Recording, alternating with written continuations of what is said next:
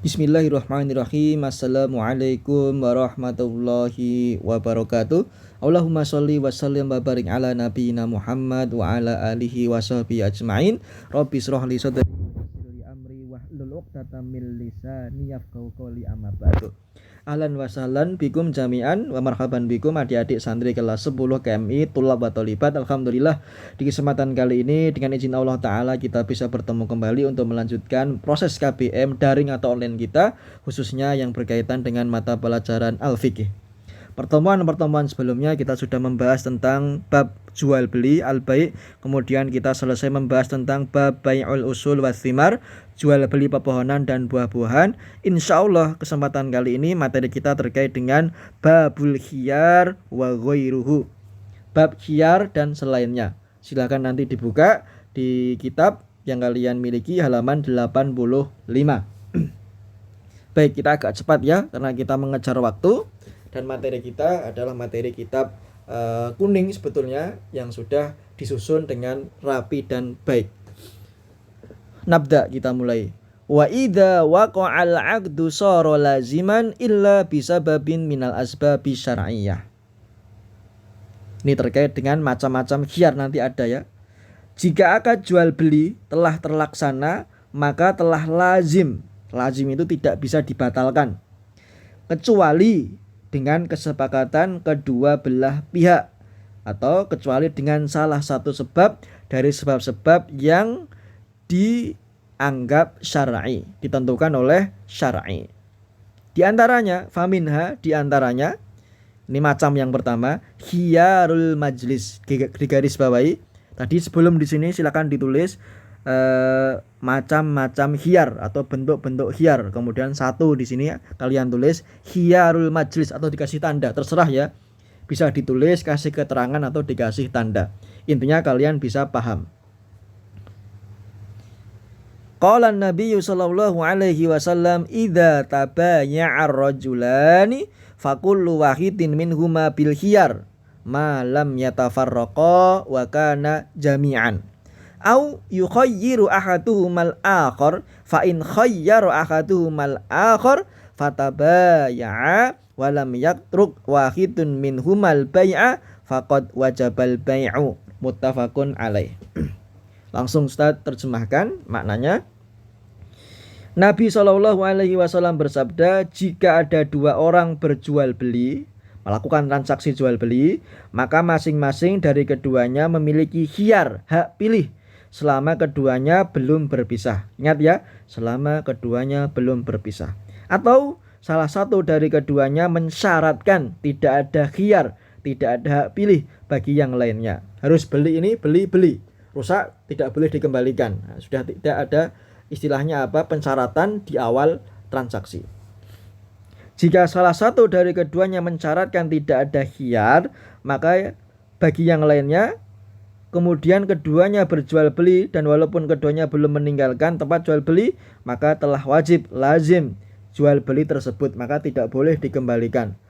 Jual belinya sudah lazim, tidak bisa dibatalkan. Saya ulang kembali. Jika ada dua orang berjual beli, melakukan transaksi jual beli, maka masing-masing dari keduanya memiliki khiyar, hak pilih, selama keduanya belum berpisah. Atau salah satu dari keduanya mensyaratkan tidak ada khiyar bagi yang lainnya. Jika salah satu dari keduanya mensyaratkan tidak ada khiyar bagi yang lainnya, kemudian keduanya berjual beli, melakukan transaksi, dan keduanya belum meninggalkan tempat jual beli, maka telah wajib, lazim jual beli tersebut atau tidak bisa dibatalkan. Ini adalah dasar hukum untuk khiyar majlis. Selama masih di dalam majlis, belum berpisah, baik itu melakukan khiyar, memberikan hak pilih, atau tidak mensyaratkan khiyar hak pilih, nah itu maka urusannya nanti selama di dalam majlis tersebut. Kemudian macam yang kedua, wa minha khiyarus syarat, khiyar syarat. Idza syaratal khiyara lahuma aw li akhadihima muddatan ma'lumah. Di antaranya adalah khiyar syarat, yaitu jika mensyaratkan khiyar hak pilih untuk keduanya, penjual dan pembeli, atau salah satunya sampai batas waktu tertentu. Sampai batas waktu tertentu. Ini misalnya ya, misal jual beli lampu misalnya, lampu bohlam 20 watt. Pembelinya bilang, nanti saya coba dahulu, kalau misalnya mati dalam 1 jam akan saya kembalikan ya, nanti akan langsung diganti. Misalnya seperti itu. Itu contoh mudah dari khiyar syarat. Walaupun biasanya di toko elektronik sudah dibuktikan, sudah dicek ya, tapi ini sekedar contoh saja. Atau misal yang lain, misalnya jual beli misalnya kain ya, sudah jadi misalnya baju ini saya ambil dulu, sudah saya bayar, nanti kalau tidak cocok, kebetulan ukuran saya ini SL, nanti kok di sini tidak cocok, nanti saya kembalikan ya, boleh, nanti segera diganti XL ke L, misalnya seperti itu. Itu namanya khiyar syarat. Kalau tadi khiyar majlis, dalam satu majlis belum berpisah. Dasarnya qala Nabi sallallahu alaihi wasallam, al-muslimuna 'inda syurutihim illa syartan ahalla haraman aw harrama halalan, rawahu ahlus sunan. Dasarnya, dasar hukum dalil khiyar syarat yaitu Nabi sallallahu alaihi wasallam bersabda,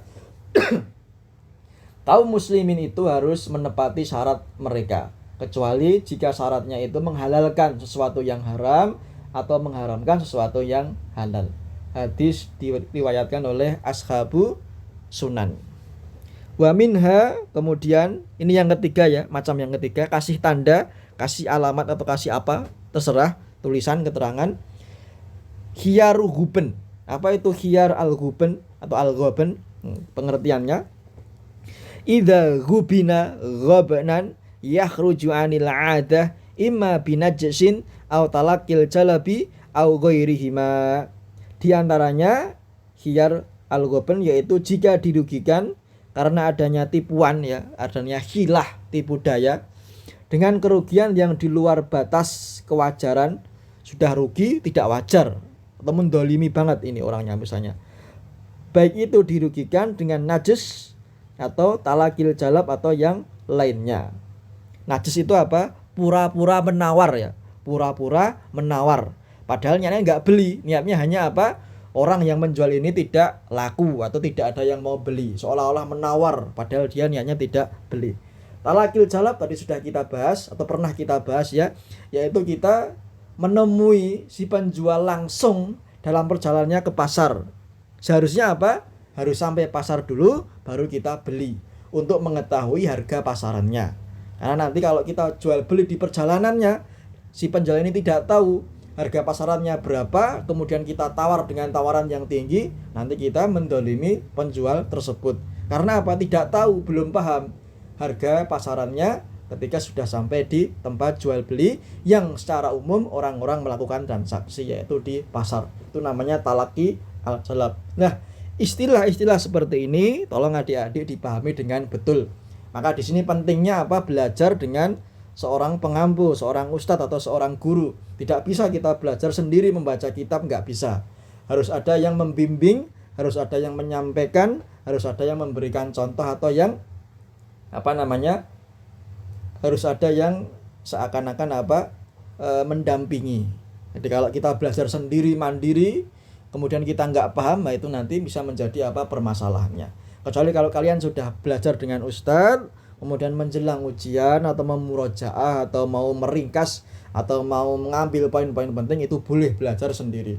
Tapi kalau pertama kali harus ada yang mendampinginya, harus ada yang menyampaikannya, harus ada yang membimbingnya.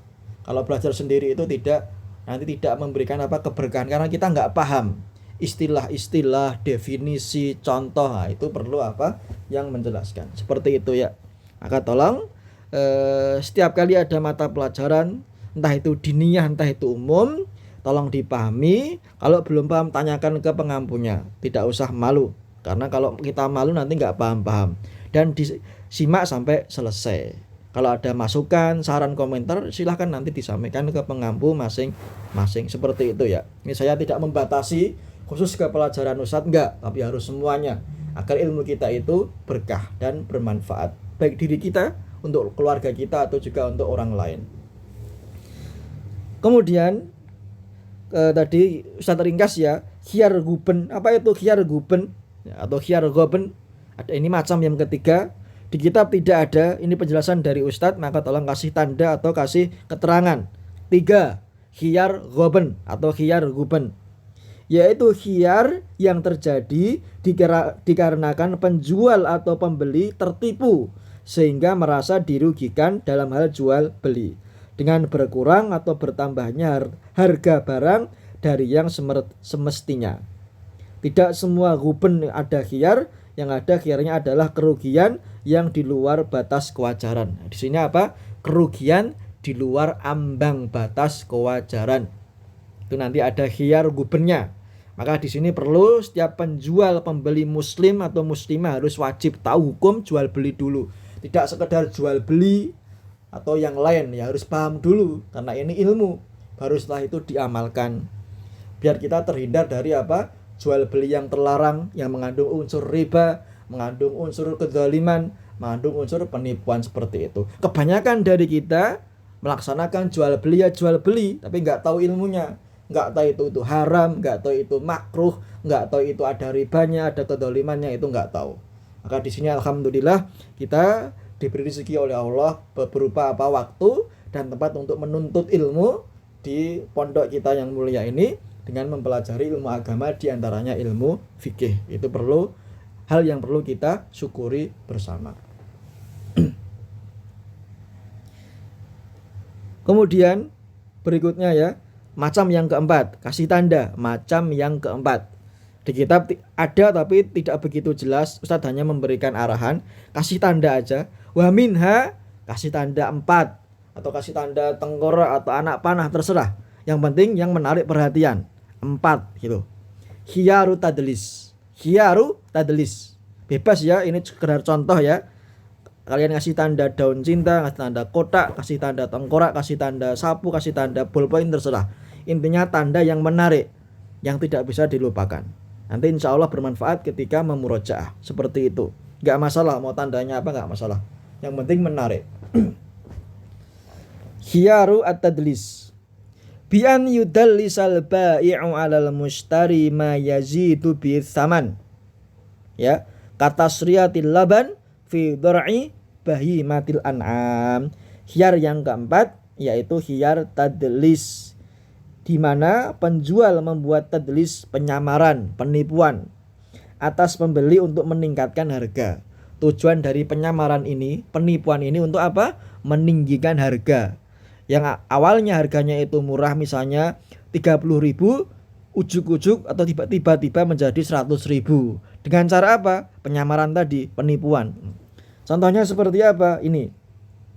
Seperti tasriyatu air, yaitu membiarkan untuk tidak diperah, misalnya susu sapi atau susu unta atau susu kambing, untuk apa? Tidak diperah, diambing binatang ternak, sehingga nanti apa?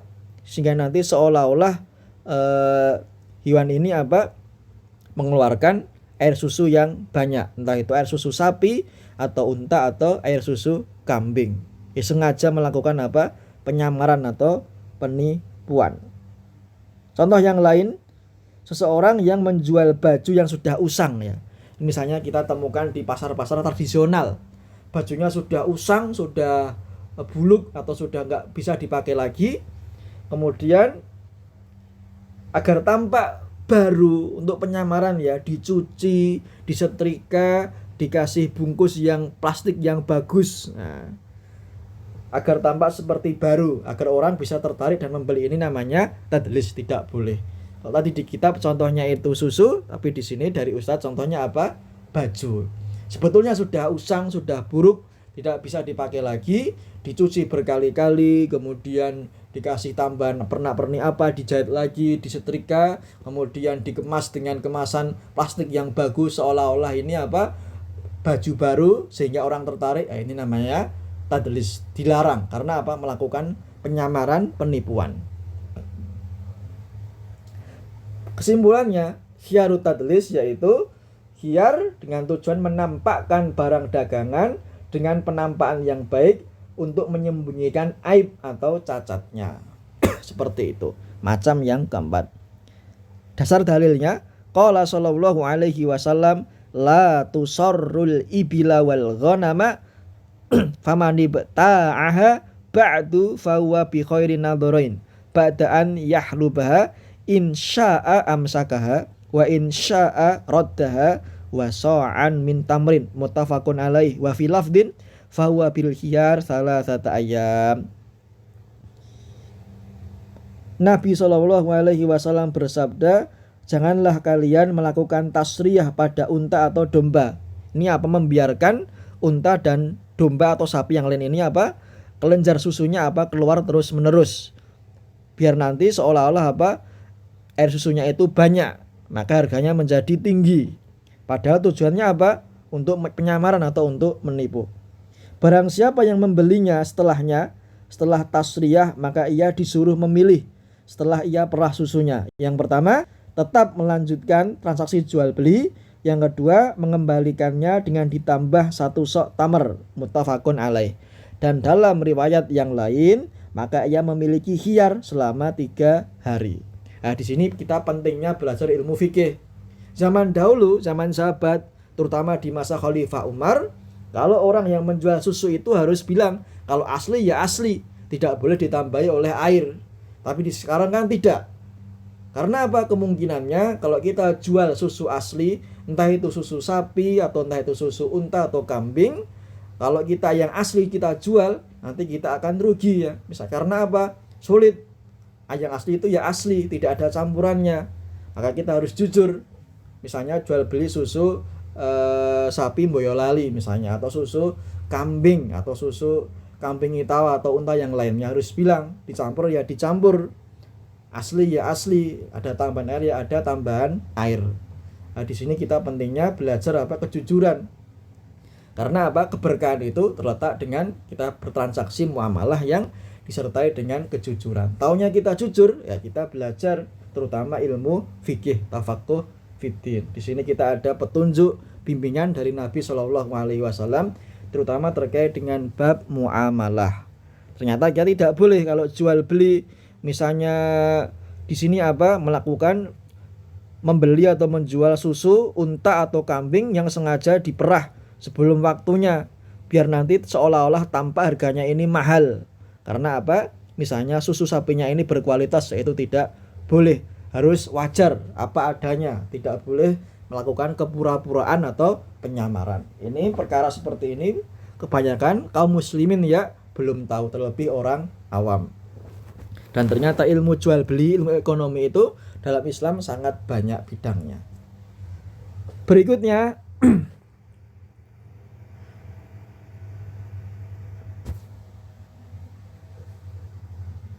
ini bagian yang kelima ya, kasih tanda. Wa idastaro sampai akhir ini, khiyar al-aib. Khiyar al-aib. Berarti ada 5 macam khiyar berarti. Nanti akan kita ringkas satu persatu dan kita sebutkan ya. Tapi kasih tanda dahulu. Al-khamis, yang kelima, khiyar al-aib. Bagaimana gambarannya? Wa idastaro ma'iban lam yu'lam aibuhu falahul khiyar baina raddihi wa imsakihi fa in ta'azzara radduhu ta'ayyana arsyuhu. Maknanya, jika ada orang yang melaksanakan transaksi jual beli, atau jika ada orang yang membeli barang yang ternyata ada aib, ada cacatnya, sedangkan yang membeli tadi tidak mengetahui, maka ia memiliki khiyar. Khiyar yang diberikan oleh syar'i, oleh agama syar'i. Antaranya, yang pertama mengembalikan barangnya, atau yang kedua melanjutkan jual belinya, atau yang ketiga jika tidak memungkinkan untuk mengembalikan barangnya, maka harus ada yang namanya arsy. Arsy di sini bukan walimatul ursy atau pernikahan ya. Arsy di sini adalah ganti rugi, uang ganti rugi. Biasanya sering kita dapati di pasar tradisional ya, atau jual beli online yang enggak COD. Setelah dibuka barangnya ternyata cacat, tidak sesuai permintaan, maka mau tidak mau hukum syariatnya apa? Harus dikembalikan. Mau nggak mau harus dikembalikan. Si penjual wajib menerima walaupun sebelumnya nggak tahu. Atau yang kedua, melanjutkan jual belinya, tetap jadi sah dibeli, tapi nanti ada konsekuensinya. Apa itu? harus ada ganti rugi karena tidak sesuai dengan yang dipesan atau barangnya ada aibnya, ada cacatnya. Misalnya tidak bisa digunakan, ada kerusakan setelahnya. Nah, maka di sini pentingnya ada yang namanya apa? Garansi atau jaminan. Nah, ternyata banyak sekali kan yang kita pelajari terkait terutama dengan bab muamalah ini. Walaupun di sini kita membahasnya melalui bab khiyar ada 5 tadi. Ya, nanti silakan kalian kasih tanda lagi dicek untuk mempermudahkan kalian memurojaah. Wa idza ikhtalafa fis saman tahalafa wa likulli minhuma al-fasxu. Pengertiannya, jika setelah terjadi jual beli kemudian keduanya si penjual dan si pembeli berselisih tentang harga, saya nggak terima harus 100.000, penjualnya bilang enggak 120, berselisih. Yang terjadi akad padanya, maka keduanya saling bersumpah dan masing-masing dari keduanya boleh melakukan fasakh, membatalkan jual beli. Ini ada ketentuannya. Jadi ini terkait dengan perselisihan harga ya antara si penjual dan pembeli. Dan ini di khiyar yang ke-6, yaitu khiyar ikhtilaf al-mutabayyi'ain. Khiyar yang terjadi karena perselisihan antara penjual dan pembeli. Misalnya di perselisihan harga, silahkan boleh dikasih tanda. Tapi yang penting yang 5 tadi, khiyar yang 5 macam tadi. Sekarang kita ke bagian terakhir, yaitu bab al-iqalah. Di kitab tidak ada ya, tapi di sini ada hadisnya, dasar hukumnya. Kasih tanda yang bagian waqala sallallahu alaihi wasallam ini iqalah. Apa itu iqalah? Kita bahas. Wa qala sallallahu alaihi wasallam man aqala musliman bai'atahu aqalahu lahu asratahu, rawahu Abu Dawud wa Ibnu Majah. Pengertiannya, Nabi sallallahu alaihi wasallam bersabda, barang siapa yang melakukan iqalah, mengangkat akad, menerima, membatalkan jual beli dengan senang hati bagi seorang muslim dalam jual belinya, maka Allah Subhanahu wa taala akan melakukan iqalah juga, mengangkat kesalahannya atau menghapuskan kesalahannya. Hadis riwayat Imam Abu Dawud dan Ibnu Majah. Ustadz berikan semacam gambaran untuk mempermudah memahami tentang iqalah. Iqalah yaitu membatalkan akad jual beli. Contoh, ada A Fulan menjual kitab kepada B Fulan dengan harga 100.000 misalnya. Dan akadnya telah lazim, tidak boleh dibatalkan. Ingat ya, lazim dalam bab muamalah jual beli itu tidak boleh dibatalkan, harus terlaksana. Lazim, maknanya lazim. Akan tetapi setelah si B pulang ke rumah si Fulan, si B, ternyata ia baru ingat bahwa ia telah memiliki kitab yang baru. Berarti dia apa? Ternyata kitabnya sudah memiliki 2 kitab. Dia mengira belum memiliki kitab yang baru saja dibeli dari si A itu. Ternyata setelah pulang apa? Oh, kok saya sudah beli kitab ini, kenapa saya beli lagi? Nah, maknanya seperti itu. Maka kemudian ia datang lagi ke si A, si Fulan, dan meminta iqalah, pembatalan akad jual beli. Padahal sudah terjadi transaksi sah. Nah, yakni agar akad jual belinya dibatalkan, sehingga si B ini mengembalikan kitab kepada si A dan si A mengembalikan uang 100.000 tadi kepada si B. Maka si A sebenarnya punya hak untuk tetap melanjutkan jual beli karena telah lazim ya, tidak boleh dibatalkan dan sah. Akan tetapi yang lebih utama baginya adalah memberikan iqalah kepada si B. Ini makna dari iqalah. Apa? Memberikan jalan kepada saudara muslim yang lain karena merasa ada sesuatu dalam hatinya yang tidak ingin memiliki atau ingin membatalkan jual belinya karena suatu permasalahan atau adanya madharat atau yang lainnya. Nah, itu kalau si penjualnya paham agama, melakukan iqalah itu lebih utama. Nanti ganjarannya, pahalanya apa? Allah akan memberikan iqalah juga, menghapus, mengangkat kesalahannya. Itu makna al-iqalah. Ya, ini biasanya tergantung fakihnya, pemahaman agama dari orang penjual. Biasanya seperti itu. Kalau pembeli bisa saja dia saya sudah beli, ternyata setelah pulang ternyata saya sudah punya, ternyata saya tidak membutuhkan, saya ingin membatalkan akad. Nah, ini kalau si penjualnya nggak terima nanti bisa terjadi permasalahannya. Maka di sini perlu Ustadz sering tekankan berkali-kali namanya belajar. Itu dalam agama istilahnya adalah iqalah ya. Al-iqalah, pembatalan akad jual beli.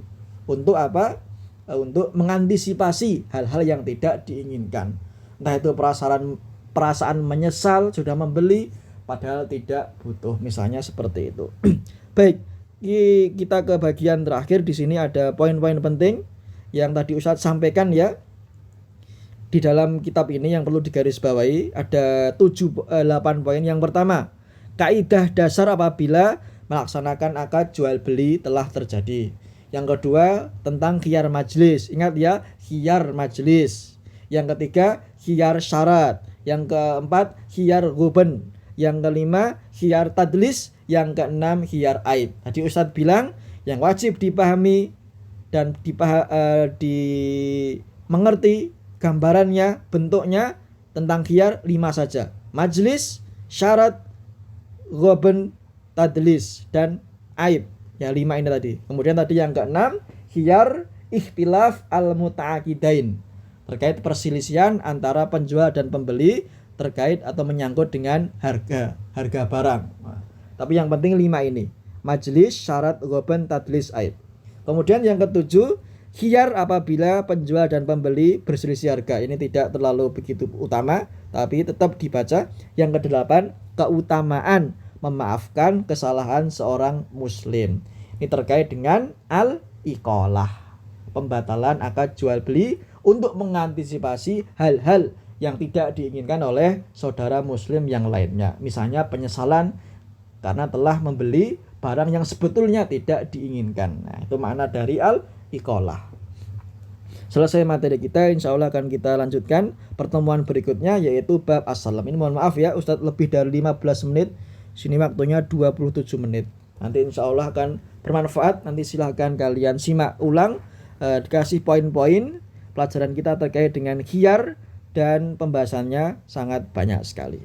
Aku qouli hadza, barakallahu fikum, wassalamualaikum warahmatullahi wabarakatuh.